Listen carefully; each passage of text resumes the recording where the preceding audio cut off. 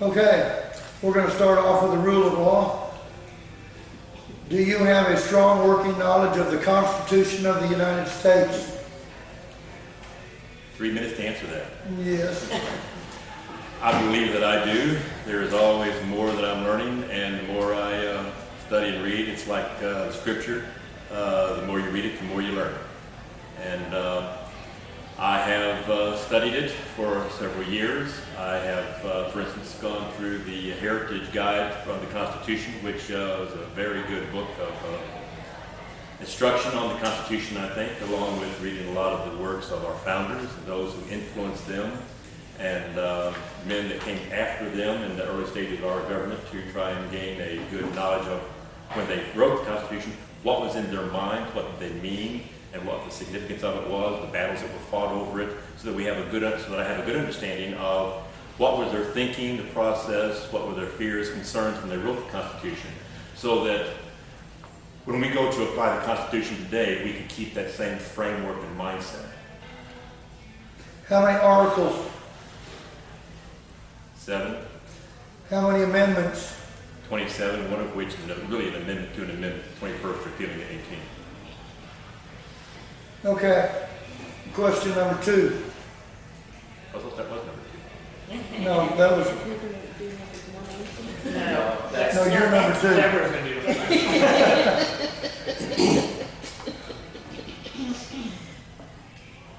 All right. How will you know? No, go to the next one. He got those right. Number 2, drop it down. How do you interpret? It's number 2. This was part of number 1. Here, he did it. Oh, okay. How do you? Well, I didn't think that was because that was. Okay, that's the next one, Deborah. Thank you. No, just go to that. Yeah. How do you interpret the 9th and 10th Amendments? The 9th Amendment is one which says any enumerated powers contained within the Constitution, specifically probably geared towards the Article 1, Section 8 and 9. There are others scattered throughout, but those are the big ones. That anything not specified within that are retained by the people. Interestingly enough, then, they repeat that same thought in the 10th Amendment, which says any powers not delegated within that Constitution or enumerated therein to the general government are to be retained by the states or to the people. So again, the 10th Amendment, interestingly enough, reemphasizes the fact that it is the people that have power in our government, and that without our assent, outside of the powers that we granted to them already specifically, the government has no right to say so or control in our lives. And that's what we got to get back to. We have gotten far away from that, and I'm very strong on the idea of states and individual rights.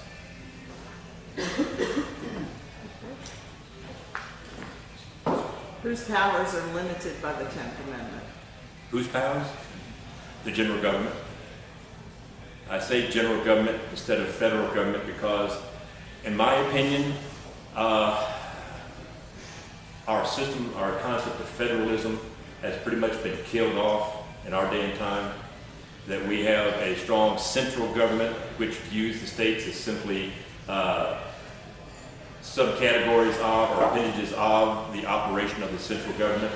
And interestingly enough, during the debates in the Constitutional Convention of 1787 and the ratification debates thereafter, a lot of times they referred to the government not as the federal government as we are wont to do, but they called it most often the general government. It was to be general, not really the monolith that has become today, and that the power that really was going to be involved in the people's lives was going to be at the state and local level. And we just turned that thing completely on its head. I don't know if I gave you more what you wanted. If I'm going more what you want, just go like this and say that's enough, I'll stop. Could I inject one thing here? What we'd like to hear is what you feel about it, not what you think we want to hear. That's fine. You just heard what I think about it. Thank you. Question number 4. Can you think of ways to improve enforcement of the 10th Amendment? The problem that we have in enforcing the 10th Amendment comes down to money. I'll give you an example. Obamacare is currently being shepherded through the courts. I believe that's the wrong place where that battle needs to be fought. The Constitution was originally formed as a compact between 13 sovereign nation states to form a federal government. It was not a compact between a central government and the states, because the central government didn't exist before. They created it. They said, we will give up some of our sovereign authority, because in the Treaty of Paris in 1780, I don't mean to be lecturing, but Treaty of Paris 1783, when we signed our peace treaty with Britain over the War of Independence, King George named each one of the 13 colonies separately. And so our Constitution is a compact, or a contract, if you will, among the sovereign states that are now 50, granting certain powers to the federal government. The problem that we now have is that over the decades, and especially even more lately, so much power has been given to the central government, and in which case states are now dependent upon it for funding for so many things, that it's hard to reassert state sovereignty and authority because you got that power of the purse strings. So the way to approach that, it's not going to be something we can do overnight, but we've got to start working on it, is to defund all of the federal programs or the central government programs that are unconstitutional, that are coming back to the states. You start cutting those strings that are like a puppeteer controlling the states. Once you start cutting those strings and reinstituting programs that are only authorized within the enumerated powers of the Constitution and funded by them in the way that it's guaranteed and authorized to do so, then we can start reasserting the 10th Amendment rights of the states. And therefore, that's why I said in Obamacare, we should not be arguing that in front of the Supreme Court, because that's kind of like the fox guarding the chicken coop. In other states, I am a strong advocate of the concept of nullification. And that was championed by none other than Thomas Jefferson and James Madison. Are you familiar with the Principles of 98? Are you all familiar with those? All right, the Principles of 98. There was some tariff laws being written by the central government that the states of Virginia and Kentucky by that time, in 1798, were opposed to, because they felt it was an encroachment upon the states' rights by the central government. And so Jefferson approached James Madison and says, look, why don't we write some treatises, if you will, against what the central government is trying to do, asserting the Republican rights, and that's Republican with a small r, of the states. And so Madison agreed, and Madison wrote the... 3 minutes. Madison wrote the Virginia, and Jefferson wrote the Kentucky. Thank you. Sorry. This is question number 5. Currently, are there any laws, bills, statutes, ordinances, or resolutions that conflict with each other to dilute our freedoms, and how? Laws, bills, statutes, ordinances, or resolutions that conflict with each other. 3 minutes? Okay, let's start with, we can start with Obamacare. It conflicts with our interest. The idea of an abuse of the Commerce Clause, that we are now obligated to purchase a product or a service that we maybe do not want or do not need. And there is other statutes that Obama is trying to sign by executive order. Where do you start? There's an act before Congress right now that has been co-sponsored as of April, the Natural Gas Act, which is an act which will basically take money from you and give it to you to purchase a vehicle powered by natural gas. That's wealth redistribution and corporate welfare. That doesn't belong there. Let's talk about TARP, the bailout of GM, the banks, the cash for clunkers, all of those type of things that have been done. Those are not constitutional. They conflict with liberty. And as a matter of fact, by interjecting themselves into the marketplace, they restrict liberty. And they threaten the very future of our freedom and our liberties, because now we've got to play by the games and the rules that they're laying out, because now not everybody is equal before the law. We're all going to be either... Hate to interrupt you guys, I'm going to the party due in about 15 minutes. Okay, We have down from 4 o'clock, so... okay, So, thank you. thank you. Okay, is that enough? Yeah. Okay, I know we got to speak. Okay. We'll have to move to another location. Let's keep going, we'll have to leave. Okay, Frank, this is question number 6. According to the Constitution, which branch of government has the sole power to declare war? That would be the Congress. They have the power to declare war. And there's a lot of debate over what does declare mean. And I don't know if you want me to go into that or not. If you'd like me to, I will. But, Right, a little bit, absolutely. the debate is, what does the, not to be Clinton-esque, what does the word declare mean? One side of the argument means that Congress's authority extends only so far as to declare, meaning that we recognize formally that there is now a state of hostilities between the United States and whatever the country might be. There are others that argue that no, what that means is that the president just can't go off on his own and start wars, that Congress has to then say, we are going to declare war and you now have permission to go out and do it. I think the truth perhaps lies somewhere in between.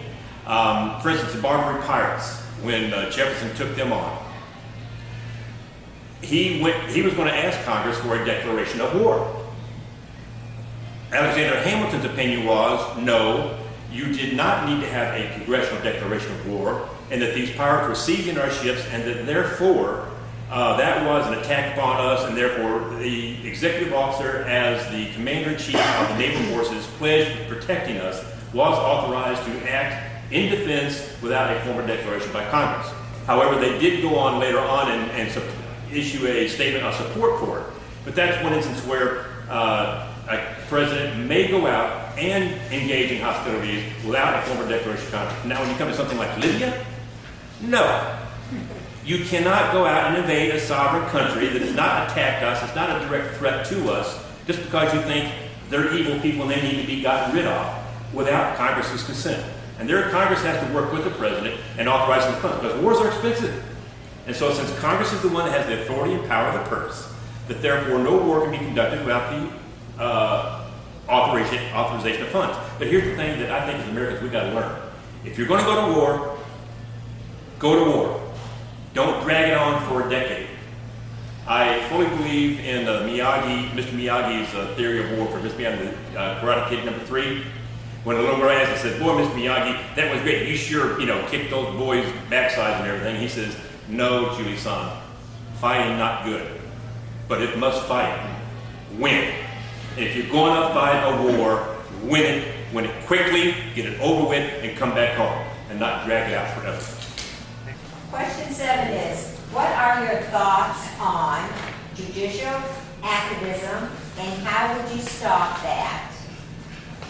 What's interesting about judicial activism is that the anti-federalists at the time of the ratification of the Constitution, one of their biggest bugaboos, if you will, was the judiciary.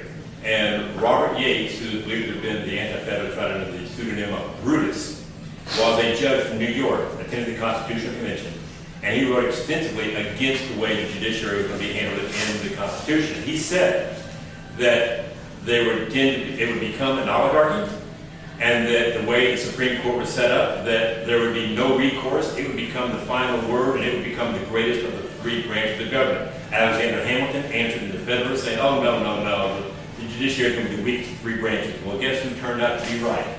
I'm afraid Robert Yates turned out to be right on that, because we now have the judiciary usurping their authority of the Constitution, which they have taken an oath to uphold by legislating and stepping over into the area of the legislative branch, and perhaps even at times even the executive branches area. Now, my thoughts on how that needs to be rectified will not be an easy one. My position is that we need to amend the Constitution, which is never an easy process, and something which should be done only after careful thought, consideration, and deliberation. To change from having judges given a lifetime appointment, I'm talking federal judges from the appellate level up to the Supreme Court, to one where they would have to be reconfirmed every 7 years. The only change in that would be that if that 7th year fell within an election year, that they would be given one more year. The object of it is to try and fall on an in-between election year, so that it cannot be an election year hot potato. Because by 7 years, then you should have adequate data on the rulings that they have made as to whether or not they are faithful and true to the original intent of the Constitution, or they have usurped their authority, overstepped the bounds, and gotten into the area of the legislative branch or the executive branch. So I believe that judiciary activism is a major threat that we have in our country. It needs to be reined in, and the only way that I can see to rein it in is to have them go through a reconfirmation process and not be lifetime appointments. Or, the other option open to us right now in the Constitution is impeach them. If I recall correctly, in our 222 years, only 2 federal judges have been impeached and removed from the bench. Are you telling me in 222 years, only 2 or 3 or so judges have violated their oath and their commitment to the Constitution to be, therefore, necessary to remove them? That is just unbelievable. And so I think it's because we've got people in the legislature who are too timid to step up and say, what these people are doing is overstepping their bounds, that is in violation of judicial responsibility and authority in the Constitution, and they need to be removed. And if nothing else, at least file the papers of impeachment. Raise the argument. Bring it to a discussion. If you don't raise the point, nothing's ever going to get done. You might be labeled a kook or a nut by Chris Matthews and so forth, but so be it. Thank you. No, it's fine. Harlan's turn. Harlan, sorry. Harlan. Okay, what is your position regarding term limits for Congress? I'm assuming you mean term limits in terms of mandated by constitutional authority by amendment. For most of my life, I have opposed constitutional limits by amendment because I felt that was an infringement upon the First Amendment right of free speech for the citizens to choose their representatives. I have come reluctantly to the position that we need to have term limits, because how else can we get rid of people who have been in Congress for 20, for 30, 40, even some 50 years? That was not the original intent of our Congress. Madison wrote that it was intent that the representatives, at least, would be drawn from the people. They would serve for a limited period of time and then return to the private life to live under the laws in which they created. That is not what's being done today, and so reluctantly, I think we need to have term limits in place. How much term limits is open for debate. My personal thought is that we should have term limits of 12 years in Congress. The reason for that is this: senators serve a 6-year term. So you can tell somebody you can serve as a senator 2 terms. That's 12 years. If you're a representative, to make it fair and equal, you can serve 6 terms, which is 12 years. Or if you want to serve for a representative for 3 years and then run for Senate, fine. 3 as a rep, 1 as a senator, that's 12, done and out. But we've got to get back, unfortunately, where we have representation by people like us and not career politicians who are in it for more than themselves than for what was originally intended by our founding people. So term limits, unfortunately, I think that is a bad idea. There's time has come. And I'm in favor of it. I will make this one statement. I'm going to turn 59 years of age here in a little less than a month. Come January 2013, when I take the oath of office to uphold that Constitution, I will just turn 60. Obviously, I'm not looking for a 20-year career in Congress, so believe me, I will term limit myself. What is your position regarding tax breaks and government stimulus spending? Question 9. Oh, question 9. Okay, of course. He doesn't know. The tax breaks. I'm assuming you're talking about tax breaks for the wealthy, the class warfare that's going on right now, or? Whatever tax loopholes, tax breaks, whatever's going on that gives too many people in too many circumstances with wealth or any other way to dodge their ability to make payment. Okay. And for businesses even. Okay. Well, let me go back and talk about taxes in general. My position on taxes is we do not need tax reform, we need tax elimination. I am opposed to the income tax system we have right now. Matter of fact, I'm opposed to income tax, period.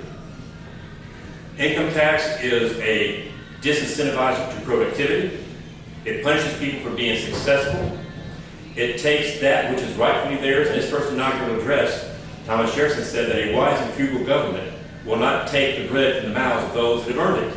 And that's exactly what income tax does, regardless of whether you're talking flat tax, progressive tax, step taxes like what we have right now, it needs to go because it hurts our economy and our ability to produce wealth. So we should not be subsidizing and giving money out via tax breaks, anything like that. We need to get rid of the income tax. And its replacement, I am a strong advocate of what is a fair tax, HR 25, a national consumption tax, and I know just whatever minute or so I have left, I don't have time to really justify all the reasons for that. But what the consumption tax does is it takes the power of taxation out of the hands of the politicians and it puts it in the hands of the consumer. By your consumption practices and habits, you determine how much tax you're going to pay based on how much you spend and when you pay the tax based on when you spend it. So you have the choice and how you're going to be taxed and how much you're going to pay in taxes by your purchasing habits. And it captures everybody. Everybody gets skin in the game. Everybody needs to have a commitment and something at stake in this republic. And that's why we're in the mess that we are, because not everybody has anything at stake. So a consumption tax will bring that about. It collects a lot more revenue because now all the underground economy that's cash, it's not tracked, that gets taxed and people spend that money. And so it respects private property rights, as what Jefferson said in his first inaugural address. Because what you earn is yours. What you then do with it is up to you. And you then determine when the government gets their share about what you pay. Did I leave? And the stimulus. And the stimulus. Oh no, government has no business stimulating. That's the problem we have. Governments interjecting themselves into the marketplace is what's created a lot of our problems. It's not the government's job to stimulate anything. It's the government's job to create a level playing field, in other words, to have just laws by which everybody is treated equally. Let me see if I can, what did they stop the music? Because you can still hear the music. It's outside. No, I think it might be here.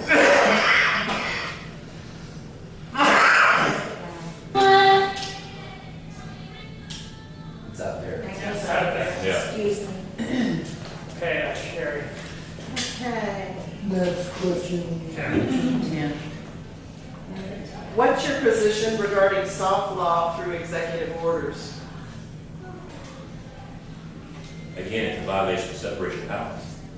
The executive is to see that the laws are faithfully executed, not made. Now, he can suggest things that he would like to have passed in law to the Congress. That's stated in Article 3, that he can suggest and make things I would like to see.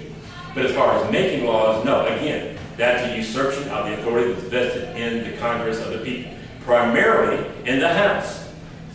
But now it always allows the Senate to add things. But it's supposed to be the people deciding what laws we are going to live under. We decide that through those we have chosen to represent our interests. Operating us? We're good. Huh? We're good. Thank you. Okay, now I'm trying to think now where I was at. Well, executive orders and. Okay, but I'm in executive order. Usurpation of- Okay, yeah, but that's got to be stopped. And there's only a few ways that can be stopped. You either pass legislation to repeal an executive order. That's not very likely because the one who issued the executive order would have to sign the legislation, but in effect, and most likely he or she's not going to do that. The second step you can do is, as a representative, you have been harmed by an executive order because you are charged with the responsibility of legislating. And when you are, and that authority is taken from you, you are not able to discharge your duties to those who elected you. And therefore, in a court of law, as an injured party, you have standing. Sue them. Take them to court. And say, I as a representative had my authority, my power infringed upon by this executive order, which again, not only that, is also unconstitutional. And if that doesn't work, then you take it to the courts of the Supreme Court. Sure, can I ask a follow-up? Sure. So my follow-up question would be, what would be an example of the legitimate and constitutional use of executive orders? Executive orders were originally designed or empowered to be where the president would give direction to his cabinets of the departments, okay, Congress has passed this law. Here's how you, as the department or agency charged with, following through this law, here's how I want you to execute it. And so it's simply giving guidelines, just like any CEO would tell his subordinates, his vice presidents of the different departments and agencies, all right, here's what the board of directors has said they want us to do. Here's how I want you to see that this gets done, provided, of course, it's all compliant with the law. Thank you. John? Let's see, we're at question number 11. Do you believe in federal affirmative action policies? Why or why not? No. The reason being is that whenever you have affirmative action policy, somebody gets harmed. You're trying to correct a wrong that was done in the past. And two wrongs, as they say, don't make a right. And so you are therefore harming somebody else who may have had nothing at all to do with the injury that occurred in the past. In order to try to correct a wrong that the person that you're trying to help never was injured by. Now, you might say, well, because of the carryover of some of these wrongs back in the past, this person's still being harmed. But we need to get to the point where all people are treated equal under the law.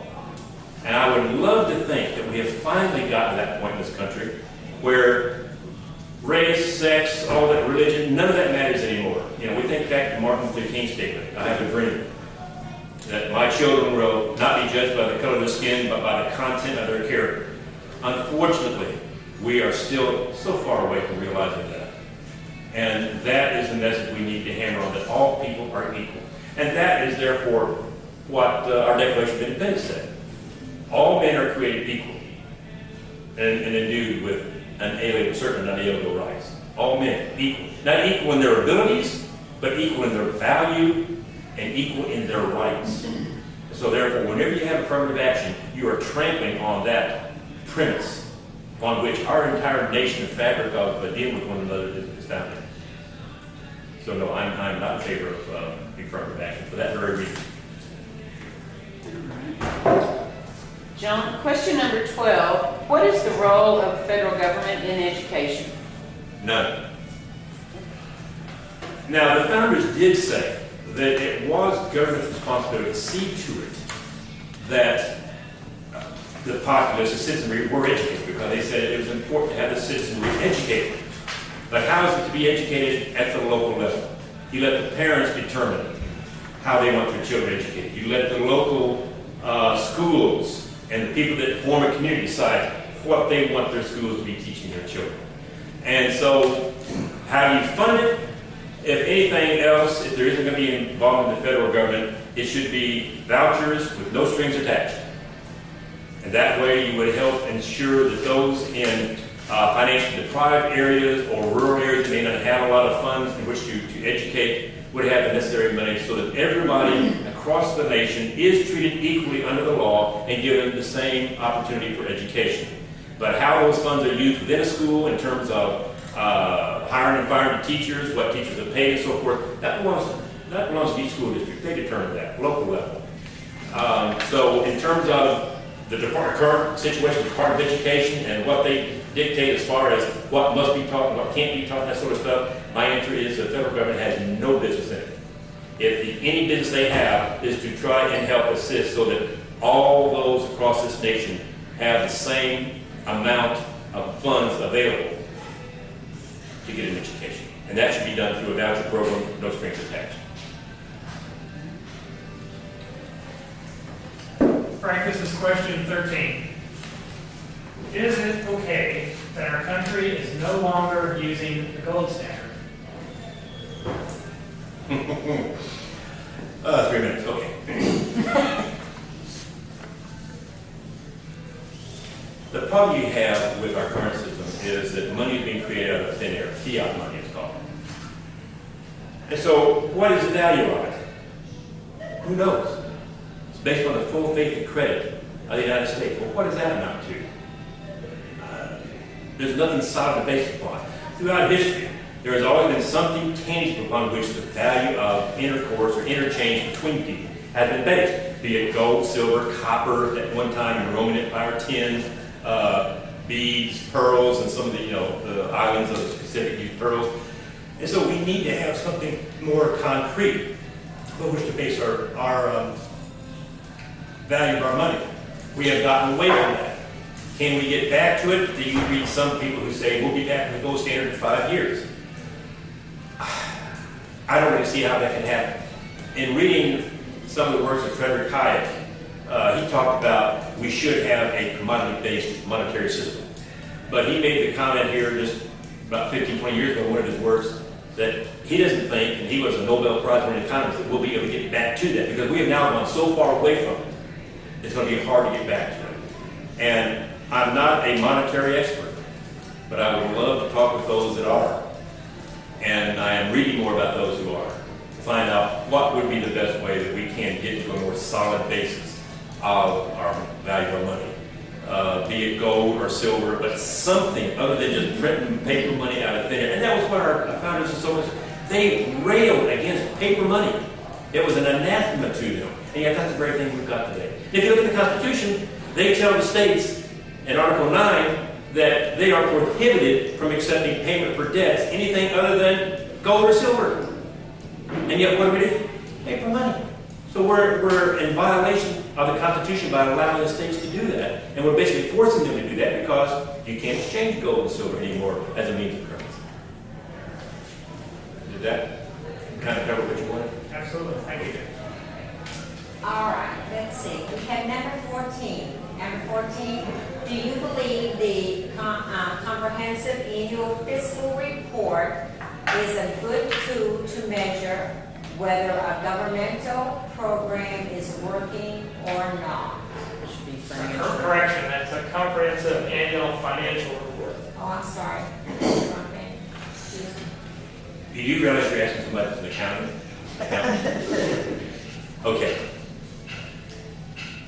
Article 1, Section 9 states that no money can be drawn from the Treasury unless authorized by a resolution of the Congress, and that from time to time, reports of the use of that money shall be published. We don't see that today. We are, again, in violation of our principle of our Constitution by not publishing the financial statements of where our money is going. So yes, it needs to be done. As a matter of fact, I believe when we start talking about financial things, we need to go to a zero-based budgeting procedure for everything in the government. Foreign aid, all the program, everything. You start at zero and you come in and you justify every expenditure that you're requesting. You work from zero up. Because that means you are now having to have reasons for why you're getting the money. You've got to justify why you want to spend the money in this area and make the justifications come. All right, you want this money, you want to spend it here, back it up with the Constitution, article, section, clause. Otherwise, you don't get the money. Plain and simple. And therefore, at the end of the year, you need to come back and say, okay, last year in the budgetary process, you requested X amount of funds for these purposes, you were given that amount of money, we want to see how it worked. That's just sound business principles that every business that's going to stay in business does. And that's why you got to wonder, if we were a business, we would be out of business as a country. And we may be quickly heading in that direction. That's why these changes, like what you're talking about, have to be made. People have got to be held accountable at all levels for the money for this thing because it's not their money, it's ours. And they got to quit treating it like it's money that they can do whatever they want to with.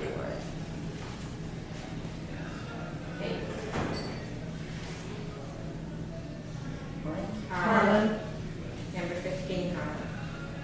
Should the Federal Reserve be abolished, and would doing so harm or balance our economy?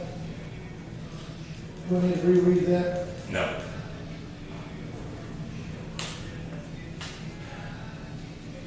We are so far down the road with the Fed. If we were to abolish it, I'm just imagining the chaos that would come about. Back in the 1800s, part of the problems that they had was banks issued their own notes. With international commerce going on today, in all honesty, I don't see how we can get away from having a central currency like what we have today. I think the Federal Reserve needs to be audited. It needs to have tighter controls. But I do not see how we can abolish it. It needs to be audited annually. You talk about annual, there's one right there, annual audit, transparency of the Fed. But to be quite honest, I know there's a lot of people that go around, they're mad because of how the Federal Reserve manipulates things. They're part of the problem why we have some of the financial mess that we are in today. But to say, okay, well, let's just abolish it and do away with it, you know, you got to step back and say, all right, let's examine if we do it, what's going to happen? What are we going to replace it with? And how are we going to transition from what we are right now to that system? And to be quite honest, all I've heard people say is, we need to get rid of the Fed. Okay, what are you going to put in its place? I haven't heard an answer, have you? How are you going to get from where we are now to that if you have an idea? What are the ramifications? What's going to be the impact upon the economy? What's going to be the impact upon world trade and world, commerce if you do that?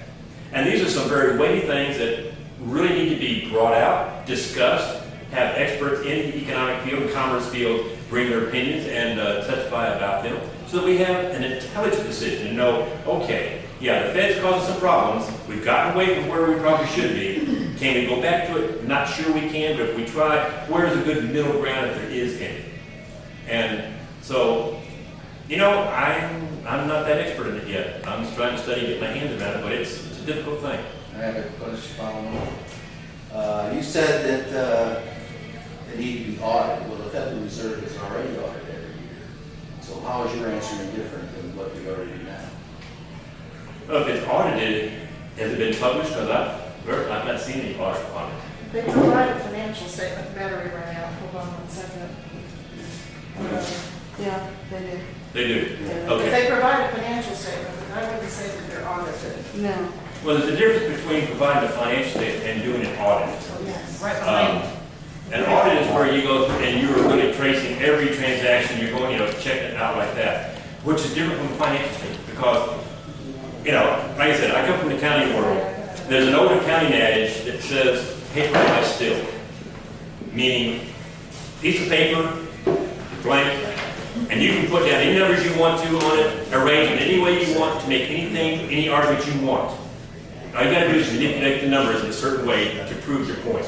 They will allow. So let me ask another follow-up question. John, is That's what we need to have, is that a where you go in and you say, okay, we want to see your cash transactions. We want to see cash came from here, it went to here. We want to see who got it, when, how, and so forth like that. That's an audit. Financial statement is simply, and who's to say?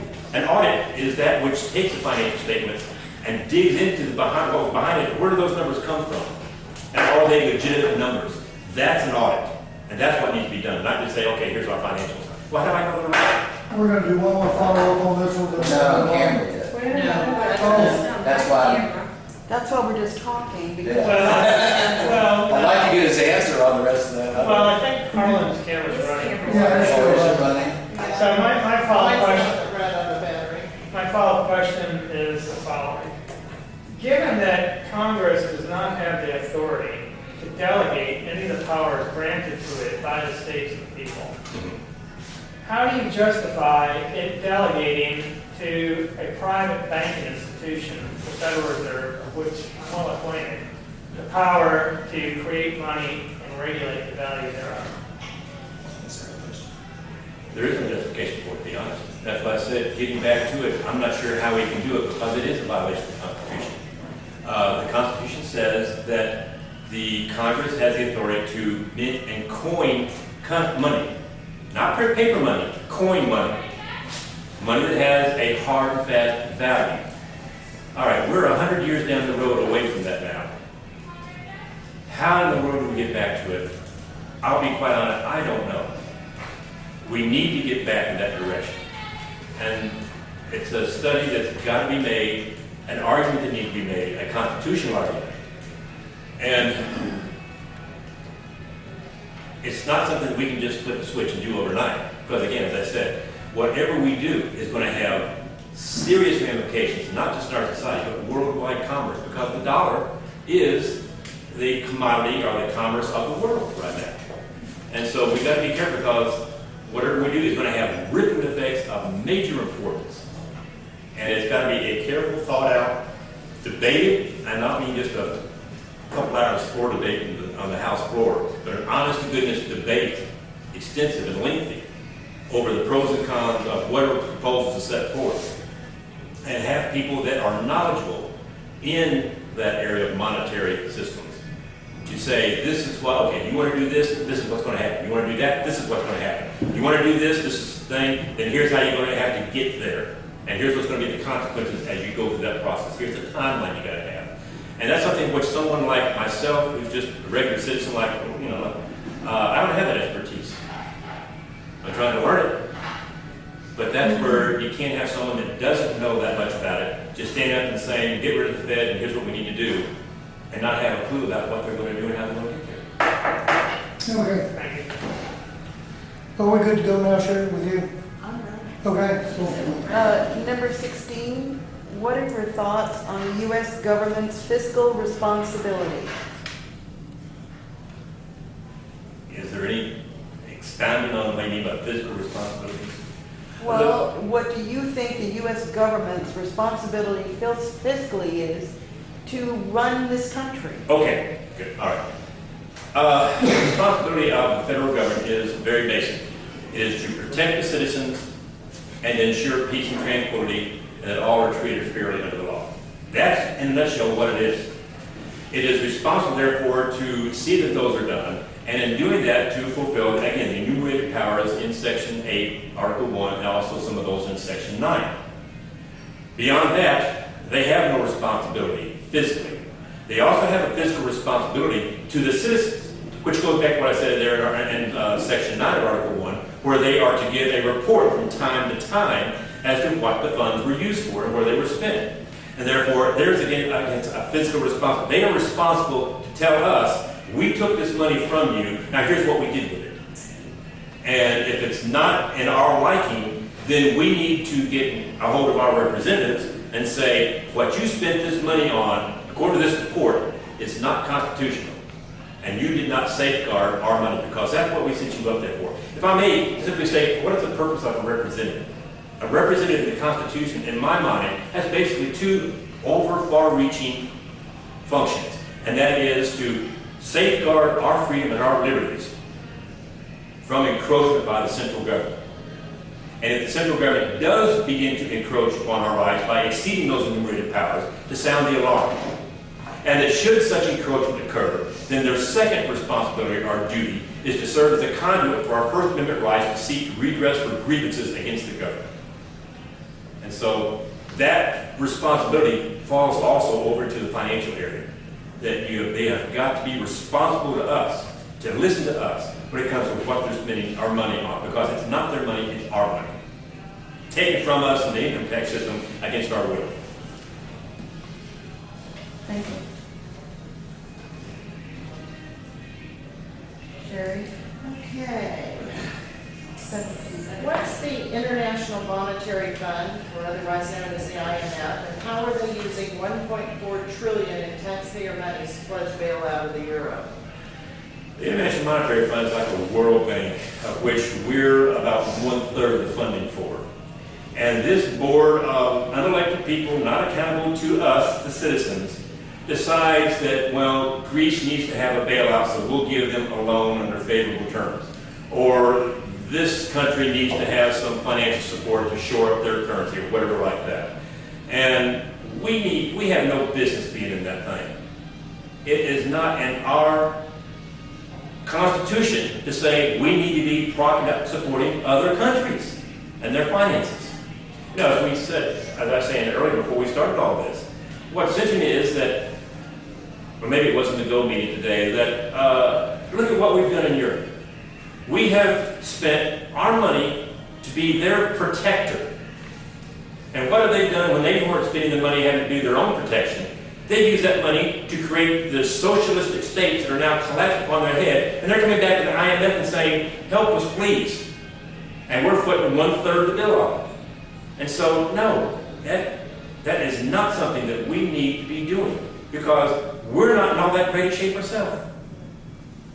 Did I answer what you were wanting, or you need to go further, or? Well, again, it's something which was created not according to the Constitution, and is being money that from us and give them to it without any oversight by our government. Somebody that's not elected or responsible to us is doing that, and that's against the Constitution. Well, I'll add one more piece to that. This particular question is mine, so, Geithner is the one who spoke to the Joint Economic Committee and said, we're doing this. He told the government that we were doing it. So that comes under the heading of Federal Reserve power that is outside of government.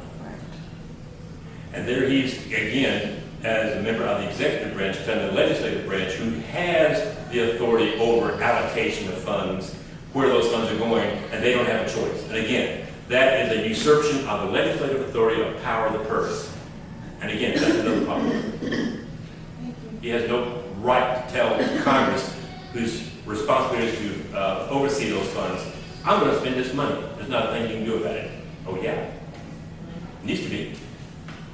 Congress said, you tell me the Constitution where you've got that authority. You don't have it.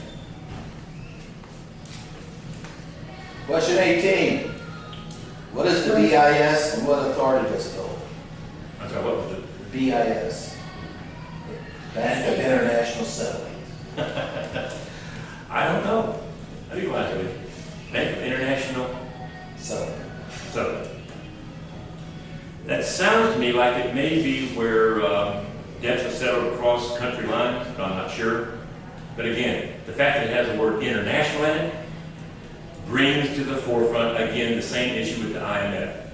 Where in the Constitution is it a agency or something that we have the right or have the responsibility to be subject to? We are to be subject to the Constitution of this United States, the laws that are issued under its jurisprudence, under its auspices, if you will, and nothing more. We're not to be subject to any United Nations laws or treaty, anything like that. Now, if our President and Senate is so foolish as to go out and make a treaty, then, according to Article 6 of the Constitution, that becomes superior to their Constitution. But I think there's a way to get around that too. But nevertheless, that's all we're supposed to be subject to, is the Constitution.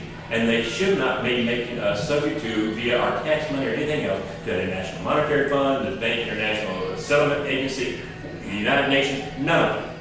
We're Americans. We live under the Constitution. That's our law. Period. No? Okay. Okay, question 19.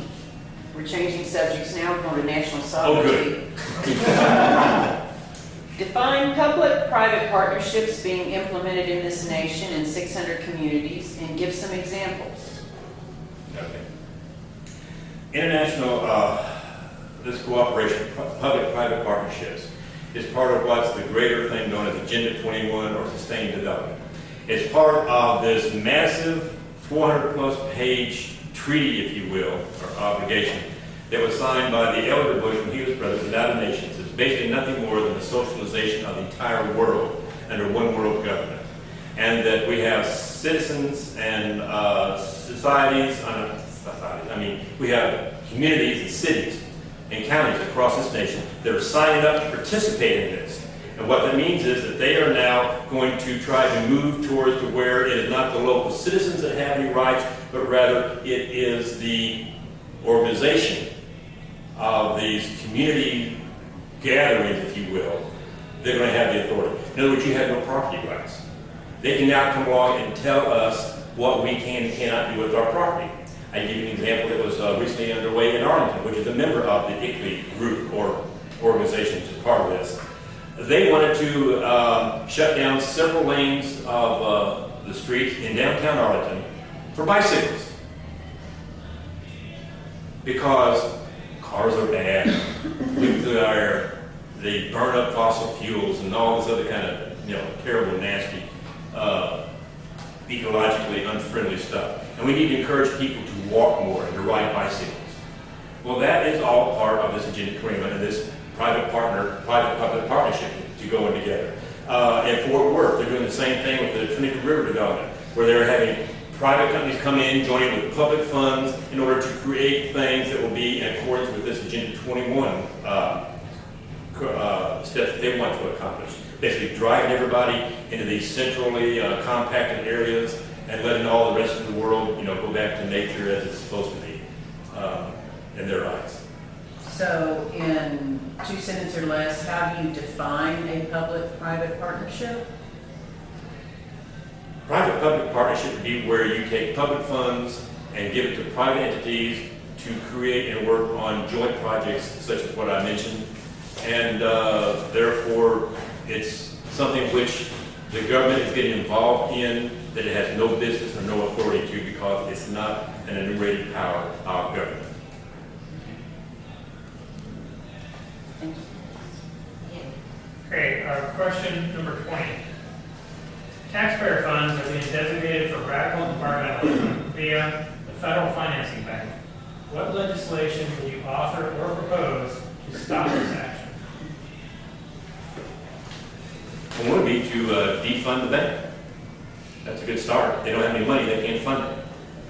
We've got to get back to where it is the individual citizen that is paramount of importance, not all these other environmentally plans that we're trying to fund. And so, again, it's the power of the money, the power of the purse. You do that by cutting off the funding and then repealing any laws that would be seeking to use those funds to enforce this far-out leftist environmental agenda. So, money first, repeal the law second. Because if they don't have the money, if the laws are there, well, they can't do much without any money. But you don't want them to ever be able to get some money somehow, so then the next step is to repeal the laws and give them any authority whatsoever. Thank you. Can I add just one more thing? Are you familiar with the federal financing bank? Louder. Are you familiar with the federal financing bank? Not that much, no. All I know is that it's the entity through which a lot of these projects receive their funds to carry out whatever it is that they're wanting to carry. They have to grant the money and they get the money from it. They get it from the treasury. Okay, question number 21. Wait a minute, I'm sorry. we're gonna change pages. Oh, okay. Okay, question 21. Discuss your thoughts on smart meters.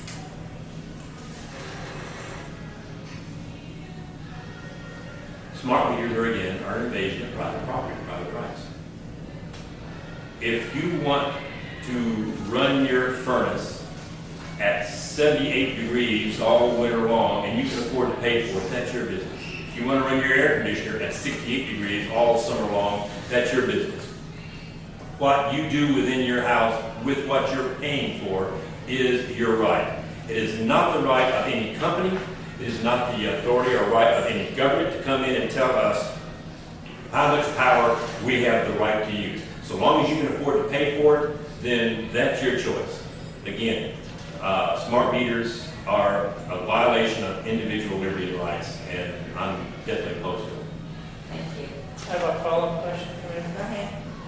What are the particular characteristics of smart meters that are, one, an invasion of property rights, and are there any other capabilities of a smart meter that violate other rights? What I have read, and I've seen arguments saying, no, it can't do this, yes, it can do that. So, not being that geek savvy, if I can say it that way, what I have read is that it gives the power of the company to curtail or increase your usage. That if they think you're cooling your house too much, they can raise the temperature of the thermostat so your air conditioner doesn't run so much. Or if you're heating too much, they can lower the temperature so it's not running so much. Or that the theory is that in the future they'll be able to come in and control all of our different electronic appliances within our home, because we have a microchip or something in it that will tie back to the smart meter, which then they can somehow, and it's like, how many bureaucrats it's going to take to try and regulate everybody's house like this? But anyway, the theory is that they'll then be able to come in and tell us, you watch too much TV, you need to turn these TVs off, or you need to turn these lights off, you need to dim them, or this, that, or the other. And again, it's my house. I'm paying for it. If I can afford it, it's none of your business. Thank you.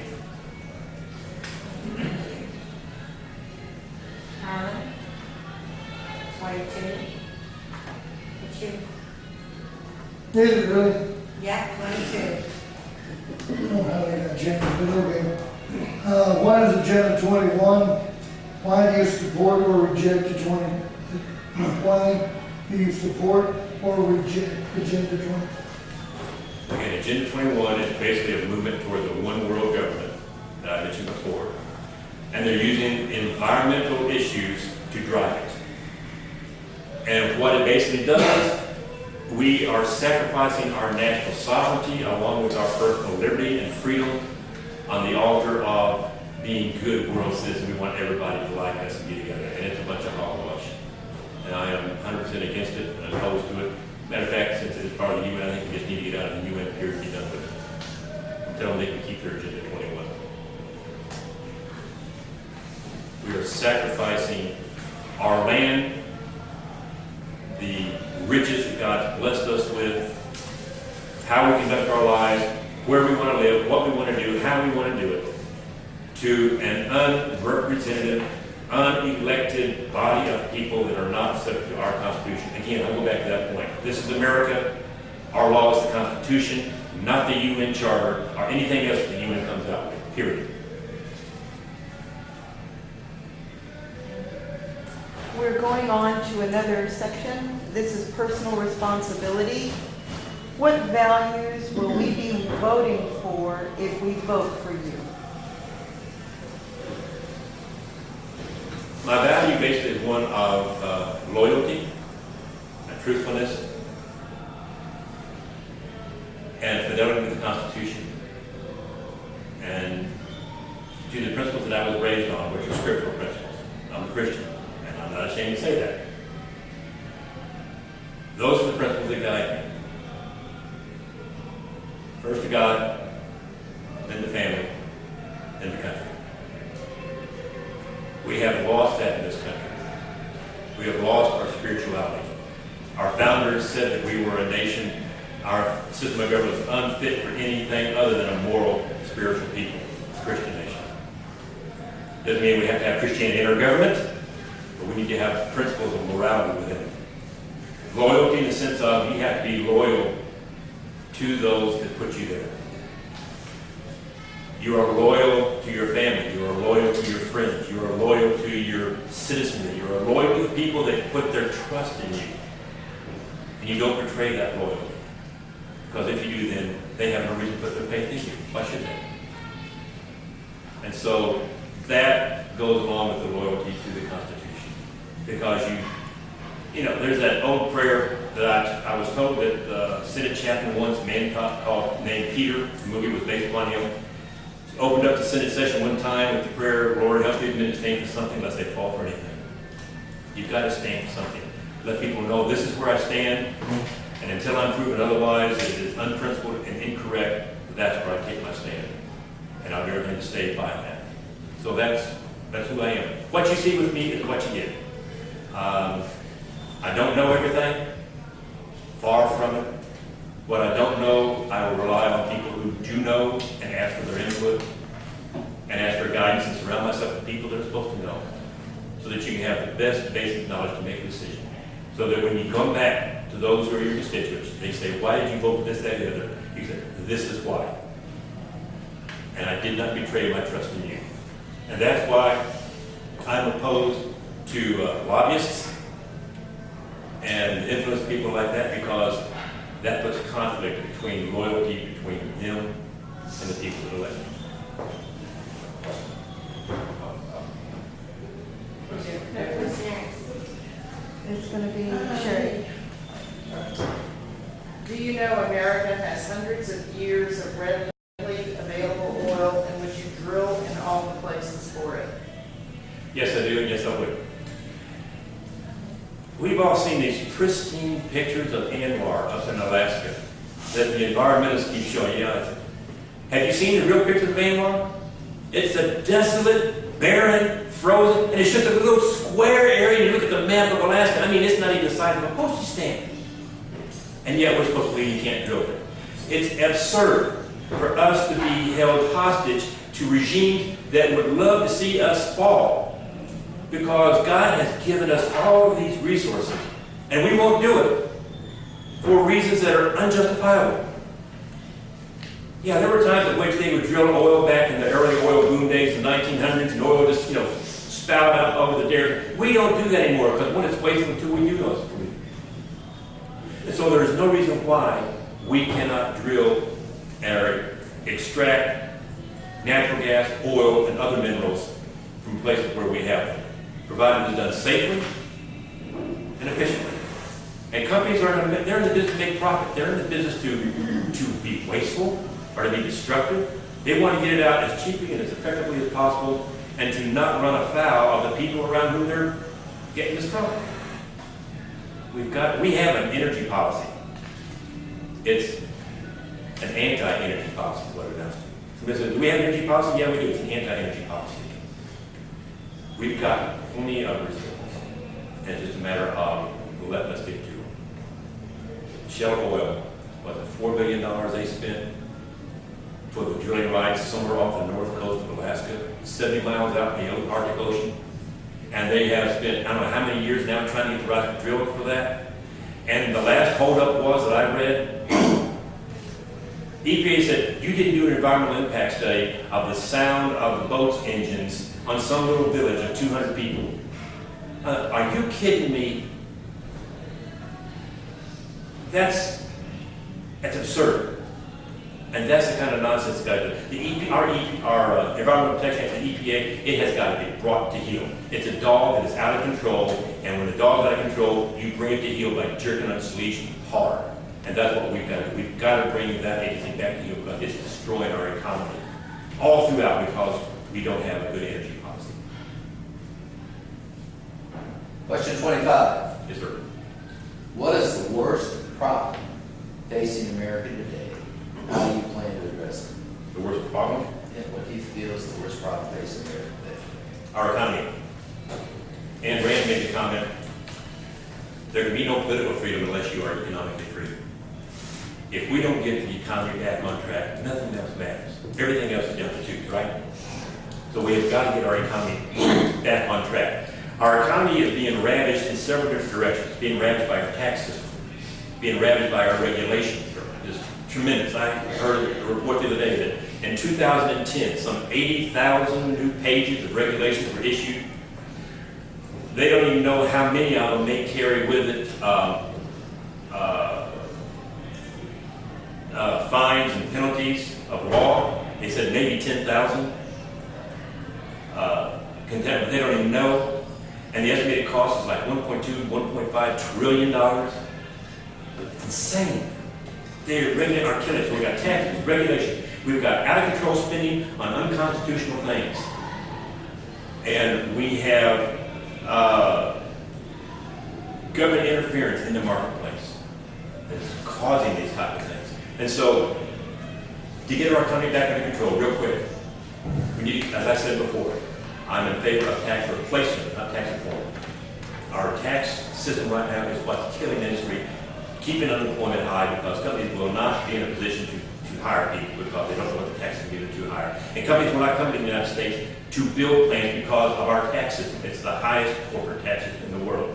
Second, the regulations have got to be stopped. And the way you stop that is you make the law so that any regulation must be voted on by Congress. Right now, who do we go to hold accountable for these regulations? Some nameless, faceless bureaucrat in some corner office somewhere is writing them. We have nobody to hold accountable. Regulations must be approved and voted on by Congress because that way we, the people, have somebody we can go to and say, why in the world are you doing this to me? What did you vote for this for? Why are you putting this in place? Do you not realize how it's killing us? So the regulations have to be repealed. But not only that, a lot of these agencies that are producing these regulations, the way you go about that is you start defunding their administrative purposes. If you don't have as much money, you don't have as many people, you can't do as much damage. And not only that, do you cut back on the money that they're having, you also need to repeal the laws that give them their authority. Because those laws are still in the book. Somebody, somewhere, in some agency is going to enforce them. So you've got to work on repealing the laws that give them their authority. And then the spending, as I've already talked about before, we've got to get back to where we're spending money only on what the Constitution authorizes we're going to be on. So how would you address the debt? How would I address the debt? Yeah. I would go back to requiring zero-based budgeting And then, again, everything that you're going to spend money on must be justified by the constitutional section, clause. If it's not there, it doesn't get money. All right, question 26. Tell us your childhood, teenage, and college experiences that formed your character. You do realize I'm 59 years old, right? I'm going to go ahead and count. Okay. All right, childhood is easy, believe it or not. Today was Sunday, July 10th, 1966. And my family dropped me off at a grocery store parking lot to go to Boy Scout summer camp.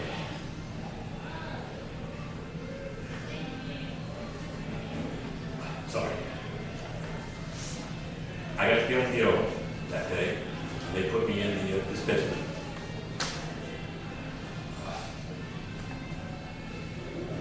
Around midnight, I was 13 years old. Two of my neighbors came down, woke me up, and told me that my father had died in the massive corridors afternoon.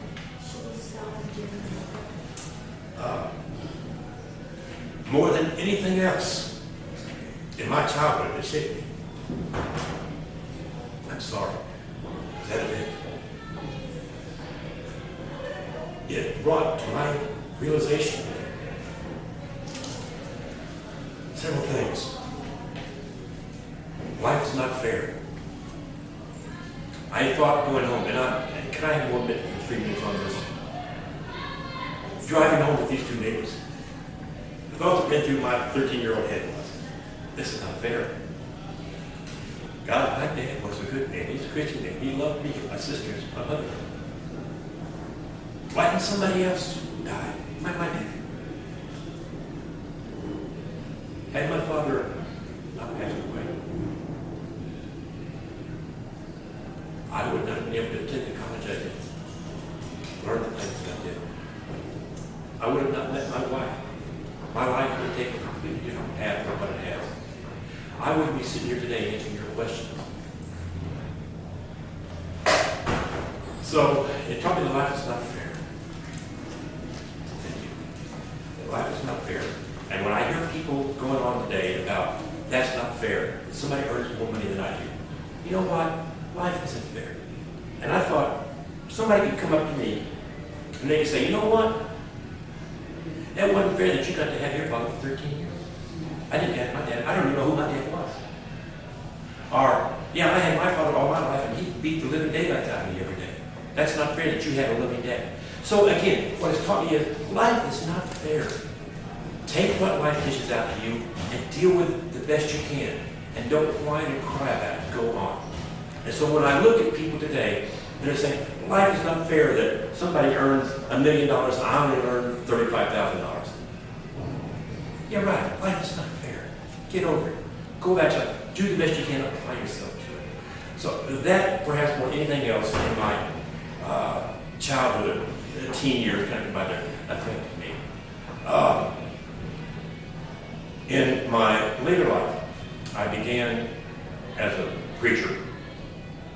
And I preached for 8 years.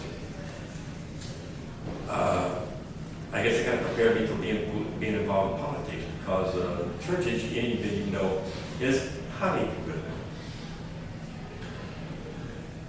One day, one of the members came to me and said, we need to have a meeting of all you people together.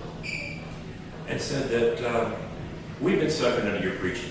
Now, mind you, I had at that time a series of lessons how to deal with anxiety, how to deal with fear, how to deal with depression. So, what do the scriptures teach us about those kind of things? And he says, we think we need to change. And either Frank goes or my family goes. No, by the way, we started the congregation in my house. My wife had told me, I think I'm going to go to hell because I'm a preacher's wife because of the political stuff goes on. And I thought, you know what? That ain't worth it. I can still be a Christian. I can still try to do my best to do that good and not have to be paid to preach. Mind you, that's what I went to school to become. I wasn't wasn't trained to do anything else. I didn't have a degree in finance or accounting or engineering or whatever. And so I quit preaching. And I bounced around from sales jobs, this, that, and the other. And was involved in business eventually. And so I've changed careers several times and learned because of these life-changing events. And what it has taught me is you need to be flexible. You need to learn how to change. And I don't know how, you want to go anything further? Or? Okay. For the emotional, I'm sorry. I apologize. No, thank you. That's not No. So this is a related question, question number 27. What are your top 3 priorities in your life? God saved the country. Because if you don't have God, nothing else matters. It's kind of like if we don't get the economy straightened out, nothing else matters. Life is short. I can't believe I'm 59. I'm going to be 59 years old. My mother is supposed to be 59 years old with grandkids.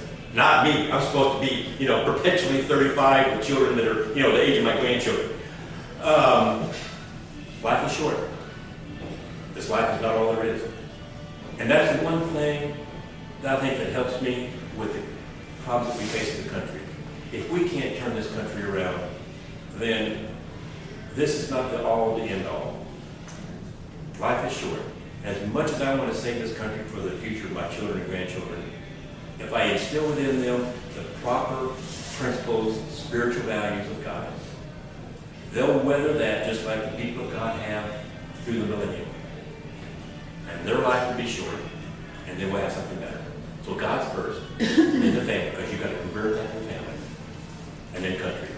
And country's important because you cannot be faithful with your family unless you are faithful to the presence of your country. This is the greatest country ever graced the face of this earth. I am convinced that the men who founded our nation were not there by accident.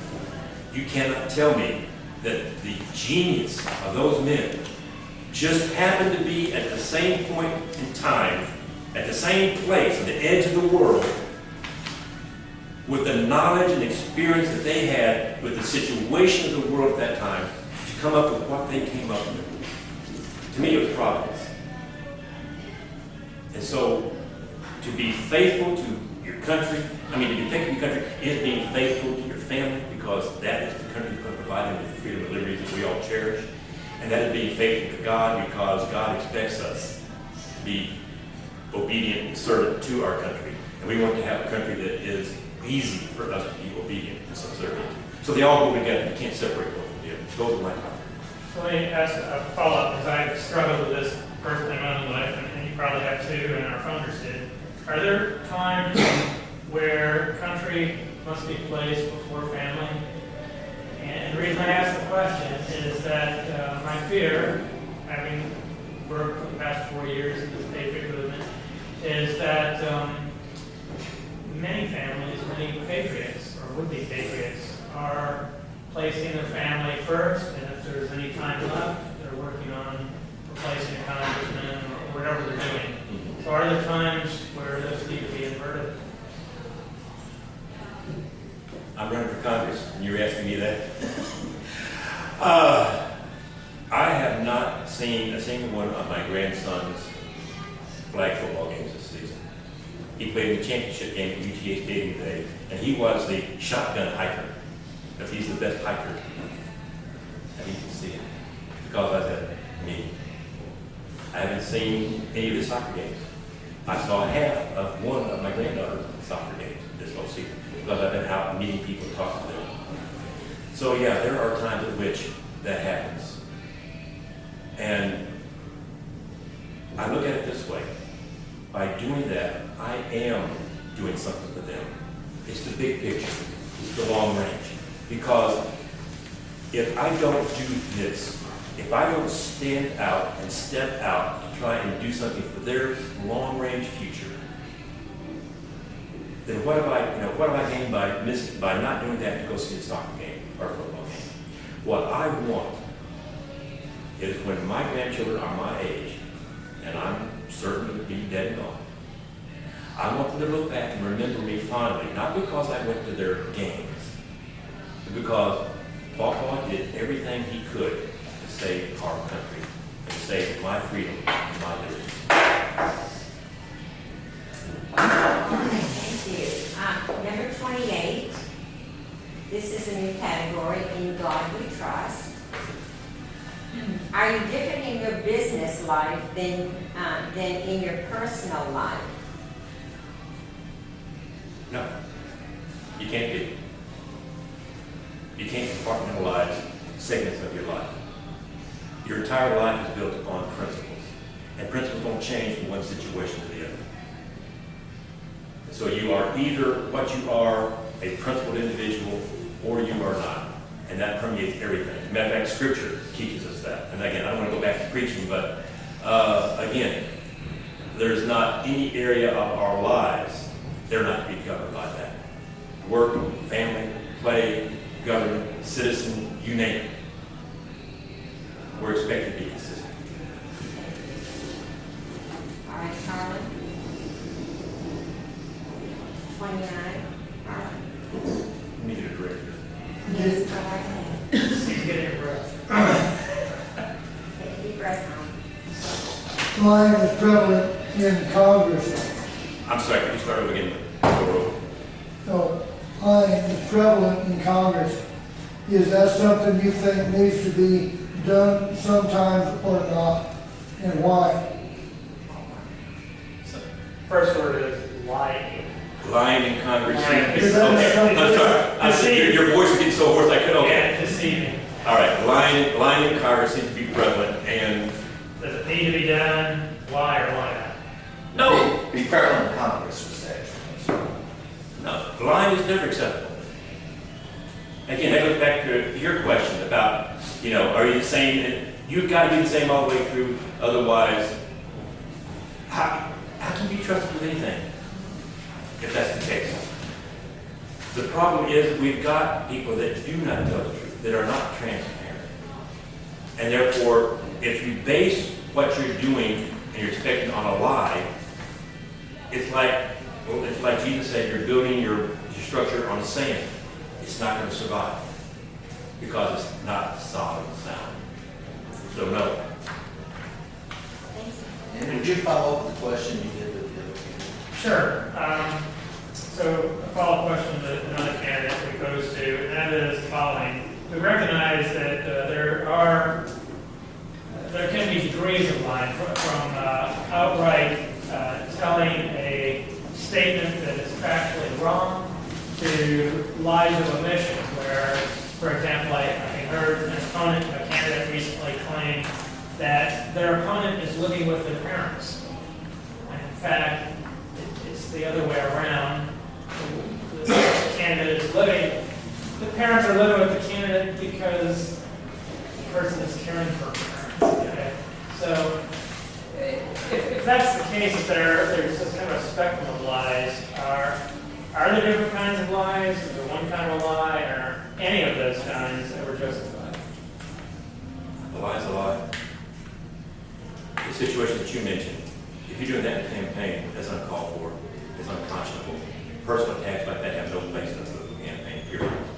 Now, if you want to go after somebody's record, that's fair game, because that's public record. That's what they did, that's what they said, that's what they stand for. And so long as you don't misrepresent that, that's fine. But you don't, that other stuff, no. Now, what about, let's bring it back to more political situation, what you're in Congress.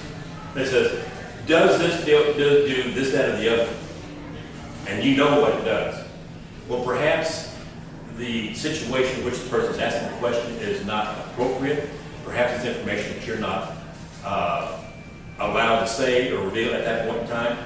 The answer to that is, I'm sorry, but that's an answer that I cannot give right now. I wish I could. But do I know something about it? Yes, I do. Can I say? No, I can't, or I'm not obligated. I am not allowed or under authorization to give that out right now. When that is given, I'll be more than happy to state it. And that way, you're not lying. You're simply saying, yes, I know the truth. Unfortunately, at this point in time, I am not in a position to tell it. Or it could be you are not the proper person to receive that information. Or the situation may be where it's not the proper situation to do it, because if I were to tell you this, then to quote Tom Cruise, then I'd have to kill you. You know, it may, you know, but that's what I mean. It may be a situation where if I told you that, it could cause irreparable harm to other people, and therefore it's not proper for me to give you the information. So in that case, you don't lie. You simply say, I'm sorry, I can't give you that information right now. I do know the answer, but I'm not authorized, nor is this a proper time or place for that information to be given out. And you've not lied. You just said, I can't tell you.